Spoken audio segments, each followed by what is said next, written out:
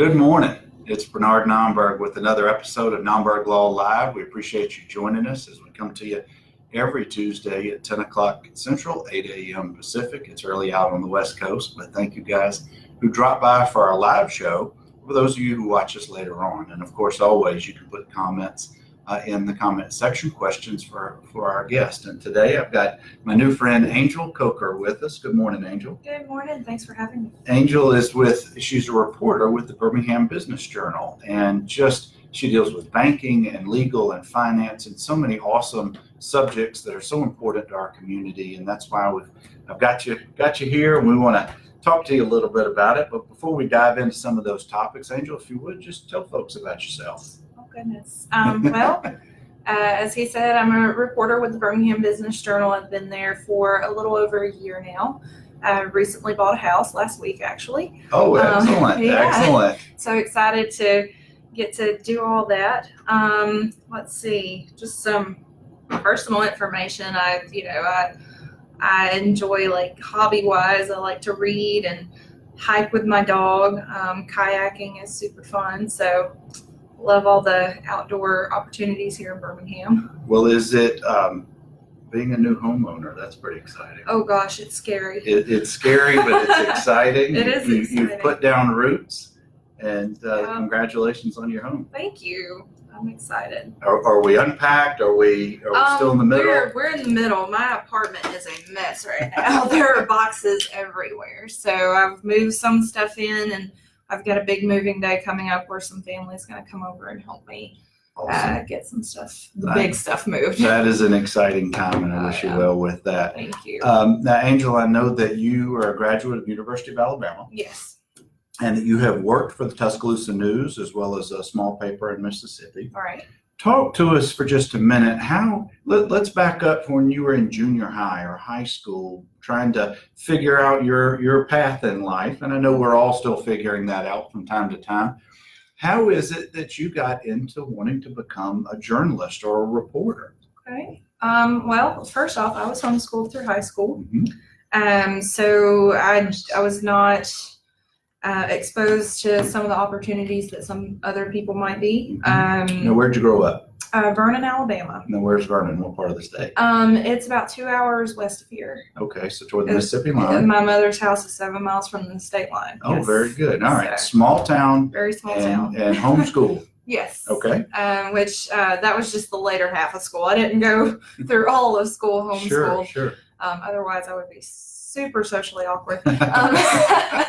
But so I didn't really know what I wanted to do. I graduated early. I graduated probably about 2 years ahead of my class.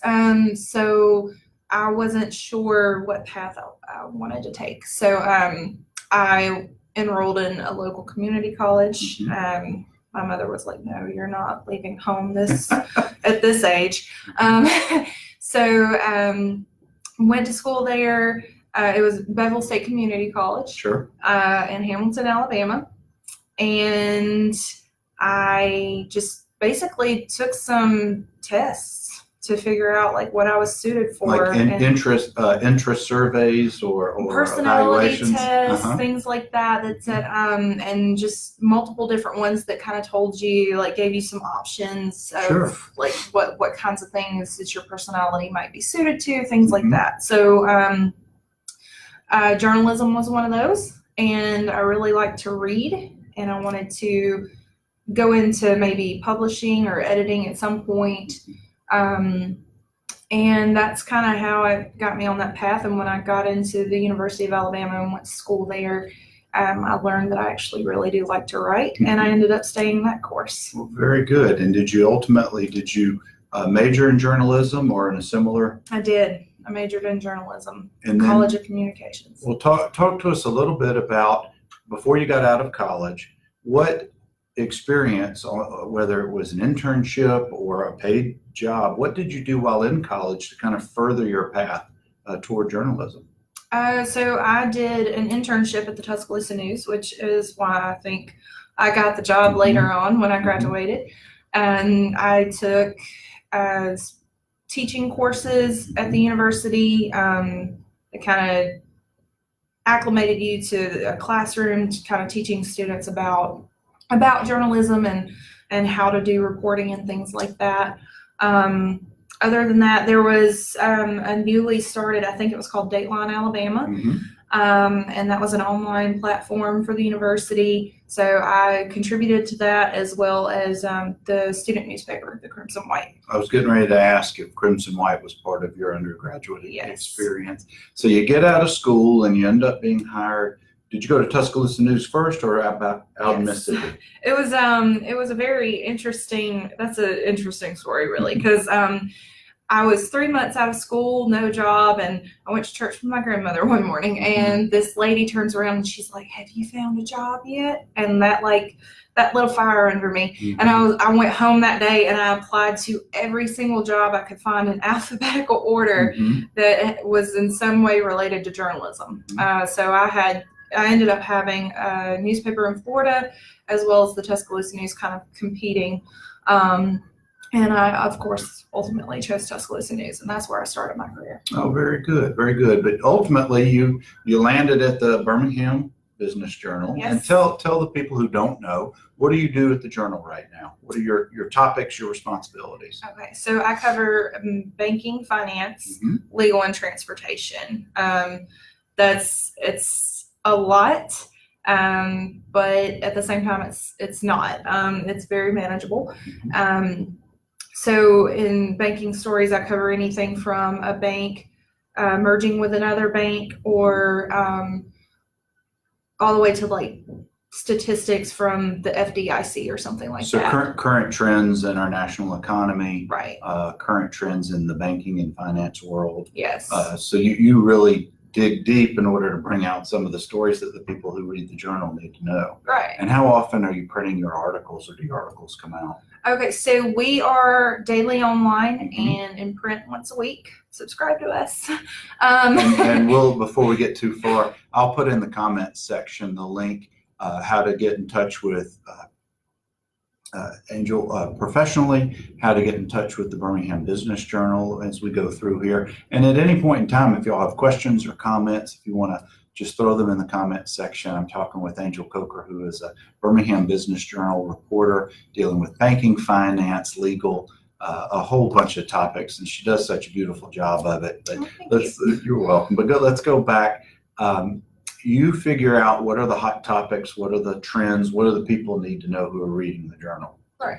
And talk to us for just a second about, do you get responses? Do you get feedback? Do you get, whether they're good or bad, how do you hear from the public sometimes? Well, we get, our emails are posted publicly on our website, so anybody can go there.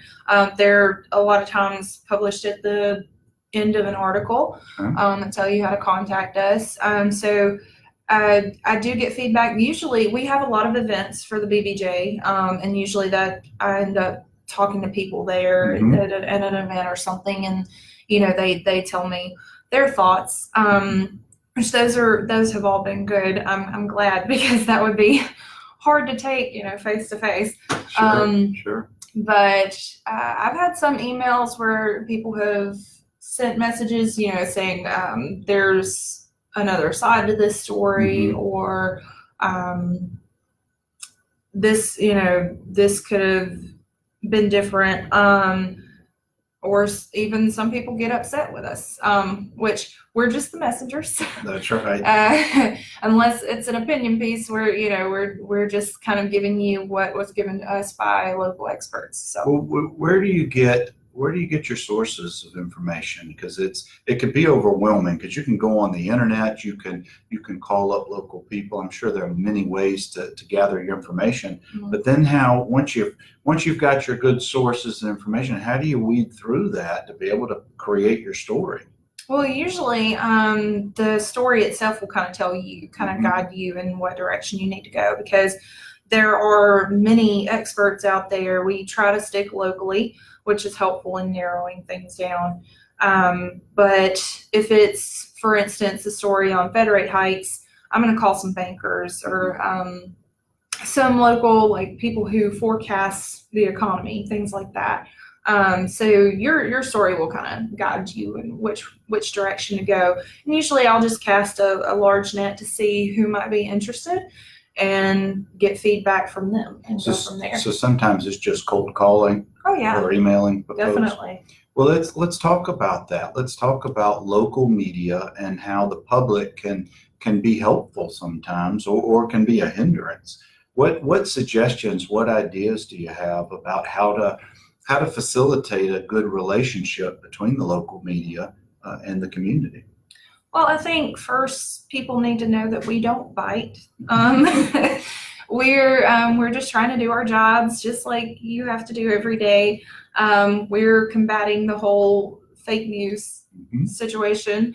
And, I just think it's important for people in your community to embrace local media because, that's probably your best place to get. Well, what about this stigma? What about the thought, and this is coming from an uneducated opinion, every time I talk to a reporter, I'm automatically going to be on the record and it's going straight into the public. Okay. How do you deal with that assumption, right or wrong? How do you deal with that when you're talking to people you need to get information from? Well, a lot of for us, for the Birmingham Business Journal, people know who we are. We usually talk to experts, and a lot of, most people are very willing to help us there. But I've been in community journalism at the Tuscaloosa News where people are scared to talk to the media. And I've had to go through, reassuring people that it's okay. If you mess up, you can start over. Or if you want to say something that you don't want out there, you can always say off the record first, and we can't print that.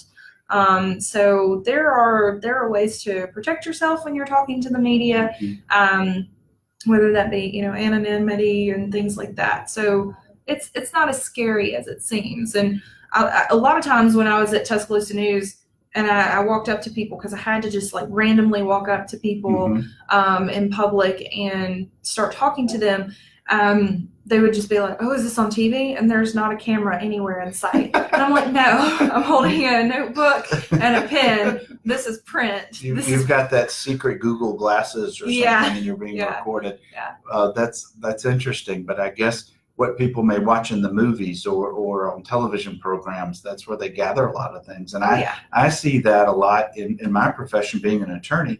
I have to explain to clients or potential clients, whatever you've seen on television, just ignore it. That's not the real world. That's entertainment. So I guess it also is for you. You've got to get an understanding with the people ahead of time before you engage them in the conversation. Oh, definitely. I think any profession is that way. There are going to be people who stigmatize or stereotype certain professions and things like that. It doesn't matter what it is, but the media a little more so than others sometimes. Certainly. And for you guys who are watching live or maybe later on, I'm having a conversation with Angel Coker. Angel is with the Birmingham Business Journal. She deals with finance, legal, banking, and those type of topics. We're talking about how she gets some of her information or communication from local resources or people in the community, and why it's so important to be friendly with the local reporters who are just trying to do their job. There's not going to be an agenda most of the time, and you should be able to build a rapport with your local media. But I want to kind of transition a little bit, Angel, and let's talk about young professionals. And with the ever importance of social media over the last 10 to 15 years, everybody has the ability to be their own publisher, their own media empire, if you will. And anybody can go live just like we're doing right here. Most people are scared to do it or don't know how to do it, but a lot of people are learning as we push forward. It's becoming so easy, particularly, all you need is a phone. Right. My question to you is, when you're dealing with young professionals in their 20s and 30s and even into their early 40s who are not accustomed to any of this social media, but they want to be able to have a relationship or communicate with you, what are you seeing? What are the trends when you need to get information from these people? just because of the jobs or the knowledge that they have? Well, there are a lot of young professionals in banking. Banking is my primary, that's the thing I cover most. But mainly we just talk through email. Sometimes I shoot a message over LinkedIn. I've only had to send messages over Facebook like very few times. But I do, like, anytime I'm reporting on something maybe to do with the local government, they post, I think they do live like this, and they do live for their meetings, and so I can go back and listen to those meetings that way. So that's good for us. That's great information. So we don't absolutely have to be at a meeting. If we have something else to do, we can just go back and listen to that. But mostly we just communicate through email, and that's phone calls are kind of a thing of the past. Well, that's what I was going to ask you. You mentioned LinkedIn. Which is apparently a big source for you, yes. Communication. Email, Facebook, not nearly as much. What about Twitter or any of the other social media platforms? So Twitter gives us a lot of news tips. We see a local entity publish something on Twitter, and we can jump on it that way and start contacting them if it seems like it might be a good story or something. So we get a lot of story ideas that way. But we don't communicate much through that platform, or at least I don't.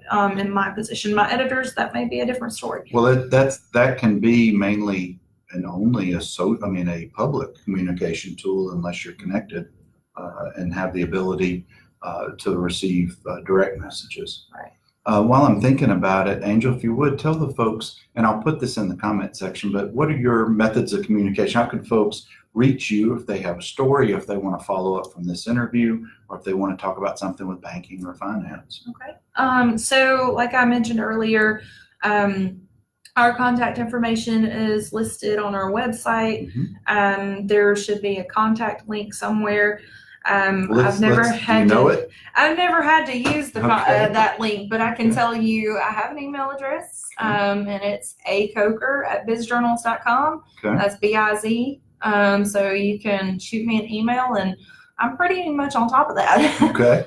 Yeah. Very good. Very good. Let's talk about if I'm a student and I want to get into reporting, and from an outsider's perspective, what you do is so much more competitive now than it probably ever has been because of social media, because of a lot of the human nature. Just, I want to get out my story, whatever it is. I could be right, it could be wrong, who cares, from an amateur standpoint.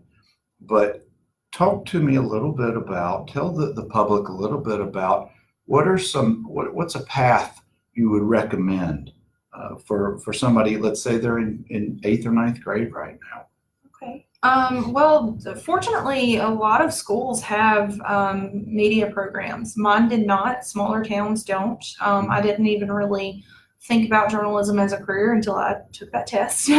But I would suggest maybe speaking to an administrator, just maybe a teacher at your school, and talk about, figure out what opportunities you have to get some sort of media set up, whether that's like an online television show that you could produce, like with something like this for your school, or like a small newsletter for your school, or even a lot of people get into journalism through yearbook. So if you wanted to start that early, there are ways to do that, and participate heavily in your English class, because English is very important for journalism.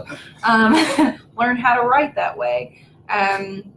Enter some competitions that you might find online or something. Otherwise, go ahead. What I was going to say is, what I'm hearing you say is just start.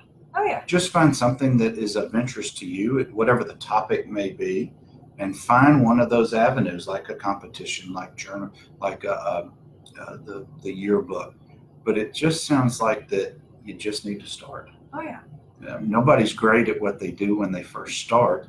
Maybe find a mentor. Did you ever have someone either in high school or college, or even when you started professionally, who has been a mentor for you? Well, like I said, in school for me, there wasn't like a media outlet. But when I went to community college, there was a lady named Judy Barnes. She was one of my mentors through I can't remember what it was called. It's SSS. That's what, but it's a program at the school. She wasn't like an expert in journalism or anything, but she helped me like apply for, the federal programs and things like that to get me started, and help, kind of propel me forward to get into the university, so I could start, with journalism classes that way. Well, hopefully Ms. Barnes watches this at some point. We're giving you a shout out. Hi, Ms. Barnes. Angel, let's kind of pivot as we're getting close to the end of our discussion here. Let's talk about what's currently going on in the economy. Let's talk about some trends. What are some things that you're seeing that are being reported on now, that are current topics, and maybe some of the things that are for the next quarter or two that are coming up down the road? Okay. Well, I mean, right now, one of the big stories has been Fed rate hikes. The Federal Reserve has, we all thought going into it that they were going to raise the interest rate again. They've been steadily raising it since December 2015, which was the first time after the financial crisis. So they've continued to raise that just gradually over time, which everybody applauds them pretty much for doing it gradually. But they put a pause on it at their recent meeting, listening to the market. So a lot of local experts have told me, this is good that they're listening to the market. A lot feared that they might over tighten, and that could, hinder some growth in the economy. So. And then how does that trend translate to the average consumer, to the average person living in Birmingham or Tuscaloosa? What does that mean for them? I just bought a house. Those interest rates affect me. Interest rates affect borrowers and depositors. You might get a little bit more back when you deposit into your savings account or something. But it touches everybody, because it's a way of controlling the economy. So. Okay. All right. Any other hot topics or any other banking or finance or legal issues that you see coming, or maybe give us a little preview for your next topics you're coming out with? Well, mergers and acquisitions. I did a story on that in the last quarter of the year in 2018, and previously there hasn't been a whole lot of activity in Alabama for mergers and acquisitions, but the experts were telling me, we could see that change, and it's certainly, they're right. Listen to those experts, people, they know what they're talking about. So yeah, we're seeing more mergers and acquisitions. Some have been announced, like one of the big ones was National Bank of Commerce. That's going to be happening, and that that's going to impact Birmingham, because that was where they were headquartered, and now they've been acquired by a bank in Winter Haven, Florida. So so they're moving out of town. Yeah. Wow. So we've and they say with more and more baby boomers retiring and lack of succession planning and things like that for banks could lead to more sales in Alabama. Oh. Okay, well, that's a trend right there, and you heard it here from Angel. Angel, as we get finished, I know that you have some passions, including the Humane Society. Oh, yeah. And I know you have an awesome dog named Bandit. Bandit. What type of dog is Bandit? Bandit is a Dachshund mix. We think he's got some terrier in him. He's tiny. He's 8 pounds. Oh, wow. Puppy or grown? Oh, he's full grown. Oh, wow. Little dog, big personality? Oh, yeah. He's scared of everything, but he's curious about everything too. So that's awesome. Well, you're involved with the Humane Society here in town. Is there anything coming up during this calendar year that we should be aware of? Oh yeah, there's always things going on. So I'm on the Young Professionals Board for the Greater Birmingham Humane Society. We just did our Jazz Cat Ball this weekend, that wasn't the YP boards, that was our auxiliary, but it was the Humane Society. Right. And we, that event turned out really well. And we're looking forward to more in the future. We've got Croonin' for Critters coming up at Workplay. So if y'all want to buy tickets for that. When is that event, if you know?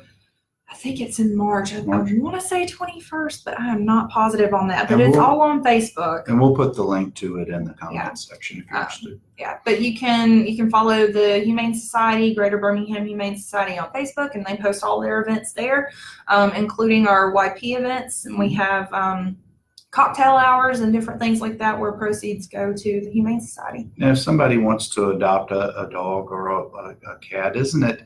Don't they have on their website, you can look at what the current animals that they have? I'm not sure exactly how that works, but I do know they have. I've looked before myself because I'm looking at getting Bandit a little sister. Oh, very good. So I have looked there, and there are some animals posted there, but they also post a lot of them on their Facebook page as well. Very good. Well, Angel, I really thank you for stopping by today, and Thank particularly you. how nasty the weather is outside. Oh yeah. Guys, this is Angel Coker who's been talking with us. She's with the Birmingham Business Journal. She handles predominantly banking and finance and a little bit of legal. If you have questions or concerns, just throw them in the comments. I'll put the contact information not only for her professional information, the Birmingham Business Journal, as well as for the Humane Society. Angel, again, thank you. Thank you so much for having me. Guys, this will conclude another episode of NOMBERG LAW Live. We come to you every Tuesday at 10 o'clock Central, 8 a.m. Pacific. We hope you guys have a great rest of your week. Take care.